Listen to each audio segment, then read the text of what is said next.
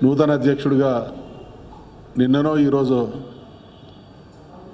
Declare చేయబడినటువంటి రామచంద్రరావు గారు వారి వ్యాఖ్యానం బీఆర్ఎస్ పార్టీనట ప్రజలు మర్చిపోయినట. రామచంద్రరావు గారి వ్యాఖ్యానాన్ని తీవ్రంగా ఖండిస్తూ ఉన్నాం. ఈయన పడుకొని లేచి వచ్చి నిద్రలో మాట్లాడుతున్నది రాజకీయాల పట్ల కనీస అవగాహన పరిణతి లేదనడానికి ఇది నిదర్శనం. తన మాటల ద్వారా ప్రజల్లో ఒక కొత్త విశ్వాసాన్ని కలిగించాల్సినటువంటి దానికి భిన్నంగా చాలా చౌకబారు మాటలు మాట్లాడినలు. ముమ్మాటికి అయిన జాక్పాట్ ప్రెసిడెంట్.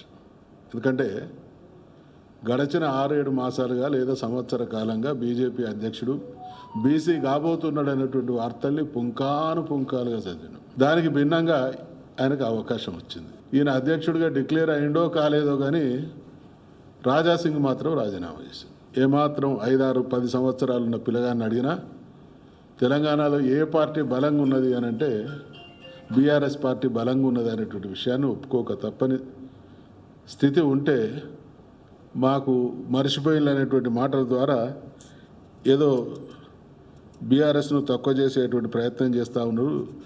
వీళ్ళ మాటల ద్వారా తక్కువయ్యేటువంటి పార్టీ కాదు. మరి దేశవ్యాప్తంగా బీజేపీకి తక్కువ స్థానాలు వస్తే గతంలో తెలంగాణలో 4 ఉన్నటువంటి స్థానాలు 8కి పెరిగినాయి. అత్యధికంగా సీట్లు పెరిగినటువంటి రాష్ట్రం తెలంగాణ రాష్ట్రం. అటువంటి రాష్ట్రానికి ఎటువంటి గౌరవం ఇవ్వాలి, ఏ రకంగా అభివృద్ధిలో సహకరించాలి, ఏం చేస్తున్నదని బీజేపీ బలం పెరిగేటువంటి అవకాశం ఉన్నది. ఇక్కడ 1 సంవత్సరం అయింది కేంద్రంలో ఈ ప్రభుత్వం వచ్చి, 1.5 సంవత్సరాలైంది రాష్ట్రంలో కాంగ్రెస్ ప్రభుత్వం వచ్చి. ఈ 2 ప్రభుత్వాల నిర్వాహకాన్ని చూసింది. ఇటు రాష్ట్రంలో ఎంత దుర్మార్గపు రాక్షస పాలన కొనసాగుతూ ఉన్నదో ప్రజలకు అర్థమైంది. దేశంలో ఉన్నటువంటి బీజేపీ కూడా తెలంగాణకి ఏ రకంగా ద్రోహం చేస్తూ ఉన్నదో అర్థమవుతుంది. ఇవాళ ఆంధ్రప్రదేశ్ నుండి బీజేపీకి 3 స్థానాలు మాత్రమే ఉన్నాయి. అటువంటిది ఆ రాష్ట్రానికి ఇస్తున్నటువంటి ప్రయారిటీ ఏంది? తెలంగాణలో 8 మంది గెలిపించినటువంటి రాష్ట్రానికి చూపిస్తున్నటువంటి మొండి చెయ్యింది. ఇవన్నీ చూస్తున్నటువంటి ప్రజలు బీఆర్ఎస్ ఒక్కటి మాత్రమే మా ప్రయోజనాలు కాపాడేటువంటి నికార్స్ అయినటువంటి పార్టీ. శాసనసభలో మేము అధికారంలోకి రాబోతున్నామని అంటారు.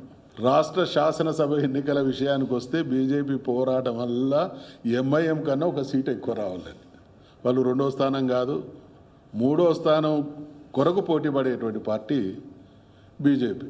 భారతీయ జనతా పార్టీ తెలంగాణ విషయంలో వాళ్ళు చేస్తున్నటువంటి మొదటి ఆరోపణ కాంగ్రెస్ అధిష్టానానికి తెలంగాణ ఏటీఎంగా మారిందని. దేశంలో ఎక్కడ లేనటువంటి దోపిడీ తెలంగాణలో కొనసాగుతుంది అనేటువంటి ఆంతర్యం వాళ్ళ మాటల్లో ప్రతిధ్వనిస్తూ ఉన్నది. మరి దాని మీద చర్య తీసుకోకపోవడాన్ని ఏ రకంగా చూడాల్సి వస్తుంది అంటే, ఒకవైపు ఈడ పార్టీలను బదనాం చేయాలి, ఇంకొక వైపు లోపాయికారిగా వాళ్ళతోని కుమ్ముక్కు కావాలి. ఇది వాళ్ళ ద్వంద్వ నీతి.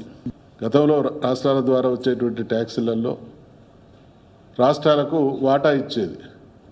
ఇవాళ సెస్ల రూపేణ రాష్ట్రాలకు వాటా రాకుండా అంటే రాష్ట్రాల మీద ఒక రకమైనటువంటి దుర్మార్గాన్ని కొనసాగిస్తూ ఉన్నది. అంటే బీజేపీ ఖచ్చితంగా ఒక రాజకీయ దుర్మార్గం ద్వారా అధికారాన్ని కైవసం చేసుకునేటువంటి ప్రయత్నం చేస్తూ ఉన్నాయి. మీరెన్ని కుట్రలు కుతంత్రాలు ఎన్ని దిగజారుడు చర్యలకు పాల్పడ్డా తెలంగాణ విషయంలో మాత్రం తెలంగాణ ప్రజానీకానికి సంపూర్ణమైనటువంటి స్పష్టత అవగాహన ఉన్నది. ఇప్పటికే ప్రజా హృదయాలలో మేమున్నాం. రాబోయే ఎన్నికల్లో గ్యారంటీగా ఈ 2 పార్టీలకు తగిన గుణపాఠం చెప్పి బీఆర్ఎస్కు ప్రజలు కట్టం పెట్టడం ఖాయం.